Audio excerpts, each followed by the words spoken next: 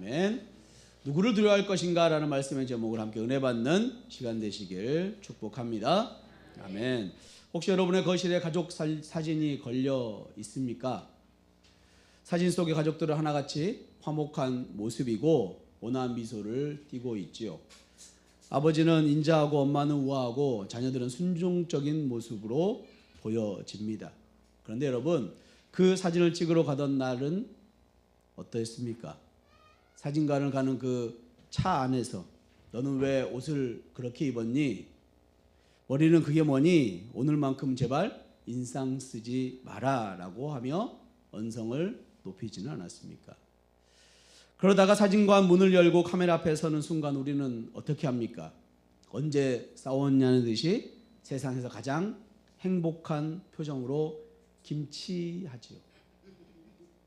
셔터가 눌리는 그 찰나의 순간 우리는 완벽한 연기를 하게 됩니다. 우리의 인생이 마치 이 가족 사진 같습니다. 속은 골마 터지고 미움과 두려움의 전쟁터 같은데 교회 문만 열고 들어오는 순간, 직장에 출근하는 순간 우리는 별일 없습니다, 평안합니다 라는 가면을 쓰고 있는 것이죠.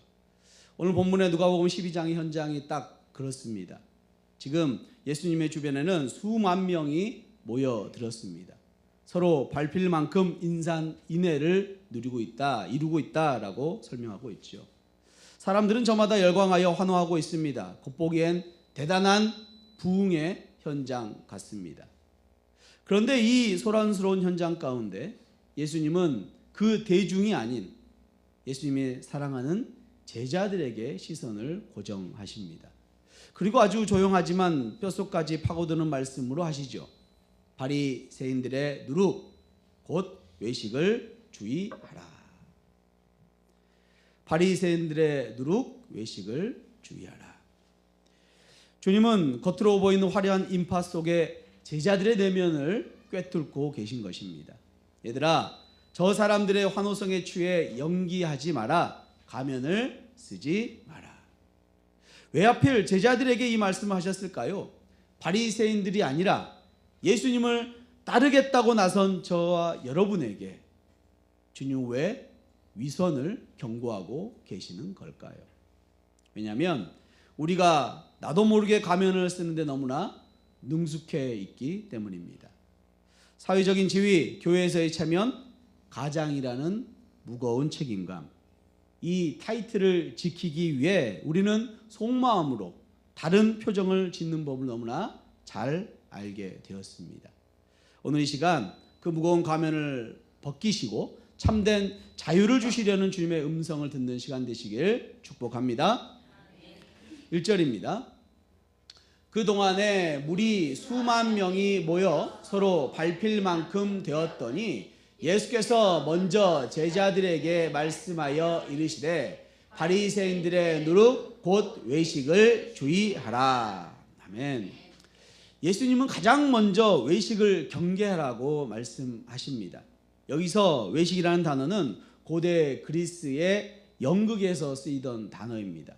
가면을 쓰고 연기하는 배우라는 뜻을 가지고 있습니다. 무대 위에서 배우는 영웅이 될 수도 있고 왕이 될 수도 있습니다. 관객들은 그 연기에 울고 웃지요. 하지만 가면을 벗은 배우의 본 모습은 무대 위와 전혀 다를 수 있습니다. 예수님은 이것을 누룩에 비유하고 계시죠. 누룩은 이스트 효모이지요. 밀가루 반죽에 아주 적은 양만 넣어도 시간이 지나면 반죽 전체를 부풀어 오르게 만듭니다. 사도 바울은 고린도전서에서 이렇게 고백합니다. 5장 6절입니다. 너희가 자랑하는 것이 옳지 아니하도다. 적은 누룩이 온 덩어리에 퍼지는 것을 알지 못하느냐. 적은 누룩이 온 덩어리에 퍼지는 것을 알지 못하느냐.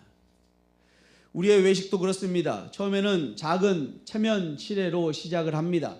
집사님, 기도생활 열심히 하시죠? 라는 물음에 사실은 한 주도, 한 시간도, 1분도 기도하지 않았지만 예, 그럼 은혜로 살지요 하면서 웃습니다.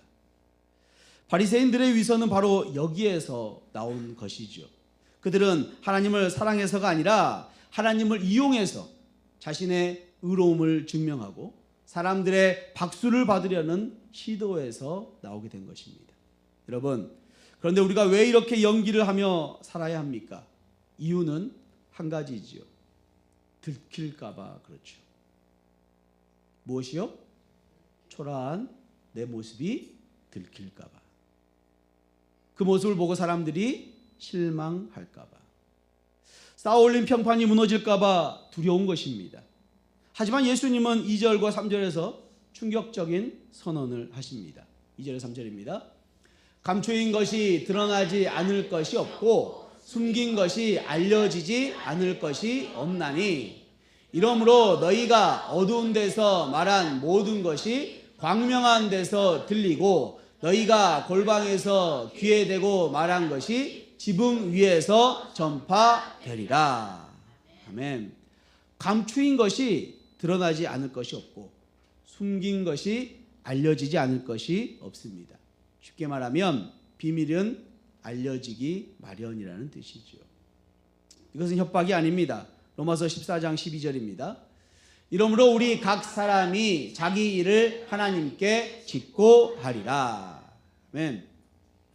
우리는 언젠가 반드시 우리 개인의 일을 하나님 앞에 짓고 하게 되어 있습니다. 이 말씀은 하나님의 약속이자 진리이지요. 우리가 골방에서 속삭인 말, 어두운 데서 은밀하게 지은 죄, 겉으로는 거룩한 척했지만 속으로 품었던 탐욕, 이 모든 것이 광명한 데서, 즉 하나님의 심판대 앞에서 만천하에 공개될 날이 반드시 돌아오게 된다는 것입니다. 여러분이 직장에서 덮어두었던 서류들, 가정에서 덮어두었던 갈등들, 교회에서 덮어두었던 미움들, 그것들은 영원히 덮어지지 않습니다. 결산의 날 하나님 앞에서 우리는 벌거벗은 것처럼 서게 될 것입니다. 이 사실을 진짜로 믿는다면 우리는 연극을 멈춰서야 합니다. 어차피 드러날 것이라면 지금 하나님 앞에 솔직해져야 한다는 것이죠. 하나님 앞에 그 어떤 가면도 소용없음을 기억하시길 축복합니다. 그렇다면 도대체 왜 우리는 이토록 사람의 눈치를 보면서 살고 있는 것일까요? 4절입니다. 내가 내 친구 너희에게 말하노니 몸을 죽이고 그 후에는 능히 더 못하는 자들을 두려워하지 말라. 아멘. 예수님의 진단이 무엇입니까? 두려움이라는 것이지요. 우리가 외식하는 이유는 하나님보다 사람을 더 두려워하기 때문입니다. 우리는 일상에서 두려움을 느낍니다. 직장 상사의 평가를 두려워하고 거래처의 불만이나 동창회 친구들의 그 시선을 두려워합니다. 그들이 내 밥줄을 끊을 수도 있고 나를 왕따시킬 수도 있기 때문이죠. 그런 우리에게 주님은 친근하게 내 친구여 라고 부르시면서 두려움의 진실을 알려주십니다. 몸을 죽이고 그 후에는 능히 더 못하는 자들을 두려워하지 말라. 할렐루야. 사람이 할 수 있는 최악의 공격은 우리의 육신을 해하는 것입니다. 물론 그것도 무섭지요. 하지만 그들은 우리의 영혼, 우리의 영원한 운명을 그 운명의 손끝 하나 될 수가 없습니다. 능히 못함을 믿으시길 축복합니다. 이제 예수님은 우리가 진짜 두려워할 분이 누구인지를 소개하십니다. 5절입니다. 마땅히 두려워할 자를 내가 너희에게 보이리니 곧 죽인 후에 또 한 지옥에 던져 넣는 권세 있는 그를 두려워하라. 내가 참으로 너희에게 이르노니 그를 두려워하라. 아멘. 죽인 후에 또한 지옥에 던져 넣는 권세 있는 그를 두려워하라.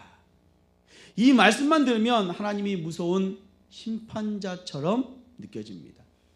너 똑바로 안 하면 지옥 보낸다 라고 으름장을 놓고 계신 것 같습니다. 하지만 이어서 놀라운 반전의 말씀을 하십니다. 6절입니다. 참새 5마리가 두 아사리온에 팔리는 것이 아니냐. 그러나 하나님 앞에는 그 하나도 잊어버리시는 바 되지 아니하는도다. 아멘. 당시의 시장에 참새 두 마리는 한 아사리온에 팔렸습니다. 두 아사리온이면 몇 마리죠 그럼? 한 아사리온에 두 마리니까 네 마리이죠. 그런데 네 마리가 아니라 5마리를 줬다고 합니다. 한 마리는 뭐죠? 네, 덤으로 주는 겁니다. 공짜이지요. 서비스로 끼워주는 겁니다. 세상은 이 덤 같은 참새 한 마리를 기억하지 않습니다. 가치가 없다고 여기는 것이죠. 혹시 여러분의 인생이 덤처럼 느껴질 때가 있지 않습니까? 나이가 들면서 회사에서 밀려나고 자녀들을 다 키워놨는데 부모를 찾아오지도 않고 교회에서도 예전만큼 주목받지 못할 때 나는 잊혀진 존재가 아닌가라는 생각, 서글픔이 밀려옵니다. 하지만 하나님께 덤인 인생은 없습니다. 세상은 스펙으로 우리의 가격을 매기지만 하나님은 우리의 머리털까지도 세시는 분이십니다. 7절입니다. 너희에게는 심지어 머리털까지도 다 세신 바 되었나니 두려워하지 말라. 너희는 많은 참새보다 더 귀하니라. 아멘. 하나님을 두려워하라라는 말은 공포에 떨라는 말이 아닙니다. 나의 모든 사정, 나의 머리카락 하나까지 다 아시는 그 세밀하신 하나님, 내 영혼을 지옥에 보낼 권세가 있음에서도 불구하고 나를 참새보다 더 귀하게 여기셔서 아들을 내어주신 그 사랑, 그 압도적인 그 하나님의 크심 앞에 경외감을 가지라는 것이지요. 사람의 권세는 유한합니다. 그러나 하나님의 사랑과 권세는 영원한 줄로 믿습니다. 이 하나님을 진짜로 두려워하는, 경외하는 사람은 역설적으로 세상의 모든 두려움에서 해방되는 줄 믿으시길 축복합니다. 이제 예수님은 우리가 이 세상에서 어떻게 당당하게 살아갈 수 있는지 구체적인 해결책을 말씀하십니다. 그것은 바로 삼위일체 하나님을 의지하는 것이죠. 첫째로 성자 예수님께서 우리의 변호사가 되어 주십니다. 8절입니다. 내가 또한 너희에게 말하노니 누구든지 사람 앞에서 나를 시인하면 인자도 하나님의 사자들 앞에서 그를 시인할 것이요. 아멘. 여기서 시인한다라는 말은 법정적인 용어이지요. 동의하다, 같은 편에 서다라는 뜻입니다. 우리가 사는 세상은 거대한 법정과 같습니다. 세상은 우리에게 묻습니다. 너는 왜 남들처럼 적당히 속이지 않니? 너는 왜 유별나게 예수 믿는 티를 내니? 때로는 불이익을 주고 조롱을 합니다. 이때 우리가 사람들 앞에 네, 저는 그리스도인입니다. 예수 믿는 사람이니 예수님 따르는 방식으로 하는 것입니다. 라고 떨리는 목소리로 고백하면 어떤 일이 벌어집니까? 천상의 법정에서 하나님의 보좌 앞에 수천만 천사들 앞에서 예수님이 벌떡 일어나셔서 말씀하십니다. 아버지, 저 사람이 나를 시인했습니다. 저 사람은 내 사람입니다. 내가 저 사람의 변호사입니다. 할렐루야. 우리는 우리의 능력으로 구원받을 수 있는 것이 아니지요. 우리의 대언자 되신 예수 그리스도께서 우리를 붙드시고 계시기에 우리는 실패하지 않고 그 천국 심판대 앞에서 구원받게 될 줄로 믿습니다. 반대로 9절의 경고도 있지요. 9절입니다. 사람 앞에서 나를 부인하는 자는 하나님의 사자들 앞에서 부인을 당하리라. 아멘. 사도 바울은 로마서 8장 34절 이렇게 고백합니다. 누가 정죄하리요? 죽으실 뿐 아니라 다시 살아나신 이는 그리스도 예수시니 그는 하나님 우편에 계신 자요 우리를 위하여 강구하시는 자시니라. 아멘. 사도행전 7장에서 스데반은 수많은 유대인들 앞에서 신앙 고백을 했습니다. 그는 돌을 들고 달려드는 수많은 사람들을 두려워하지 않고 아버지 하나님 우편에 계신 대언자 예수 그리스도를 바라보았습니다. 스데반은 바로 그분을 온전히 두려워함으로 사람들을 두려워하지 않고 주를 위해 목숨을 바칠 수 있었습니다. 예수님 제자들에게 사람들을 두려워하지 말고 자신을 두려워할 것을 말씀하십니다. 예수님은 나를 부정한다면 아버지 앞에서 수많은 천사들이 보는 가운데 너희를 부인할 것이라고 경고하시지만 나를 시인하면 나도 너희를 시인할 것이라고 말씀하십니다.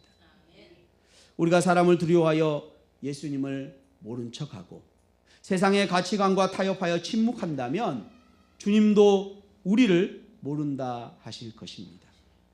그러니 우리는 날마다 우리의 삶을 말씀 앞에 점검하며 우리의 시선을 주님께 고정해야 될 줄로 믿습니다. 두 번째로 성령 하나님께서 우리의 교사가 되어 주십니다. 10절입니다. 누구든지 말로 인자를 거역하면 사하심을 받으려니와 성령 모독하는 자는 사하심을 받지 못하리라. 아멘. 많은 분들이 이 말씀을 읽고 무서워합니다. 성령을 모독하는 자는 사하심을 받지 못하리라. 내가 혹시 옛날에 성령님 모독한 적이 있지 않을까라는, 나는 용서받지 못했을까 하는 그런 마음 때문이지요. 이 말씀은 단순한 말실수나 일시적인 불순종을 의미하는 것이 아닙니다. 성경에서 성령은 하나님과 그리스도를 증언하시고 죄를 깨닫게 하십니다.